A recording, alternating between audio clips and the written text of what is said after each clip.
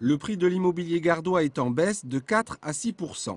Il faut dire qu'avec une activité des agences immobilières réduite de 25%, des banques moins prêteuses et un taux de prêt de l'ordre de 5,6% sur 25 ans, le secteur est aussi concerné par la crise.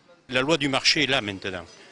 C'est véritablement l'acquéreur qui a des possibilités et il ne peut pas les dépasser, d'où cette différence. Si le prix est trop élevé, il faut qu'il revienne dans la cible. Un phénomène d'ascenseur habituel entre prix de l'immobilier et taux d'emprunt, doublé cette année d'un nouveau paramètre lié à la crise mondiale. Plus frileuses, les banques ont durci les conditions de prêt. Le prêt sur 30 ans est devenu plus qu'exceptionnel et les prêts de 100% inexistants.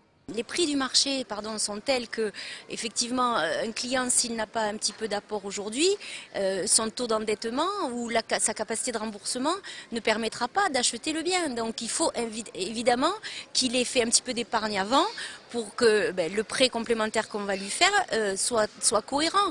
Les conditions de prêt n'ont pas évolué sur les critères qui nous sont demandés, à savoir entre 25 et 35% d'endettement sur des durées qui s'échelonnent de 20 à 25 ans. En général, nous ne souhaitons pas dépasser 25 ans pour le confort de nos clients. Aujourd'hui, on a beaucoup plus de mal à accéder à une demande de financement, par exemple, sur des financements à plus de 100%, ce qu'on a pu faire il y a quelques années, puisque l'évolution du prix du bien immobilier nous permettait assez rapidement de pouvoir compenser la différence de financement.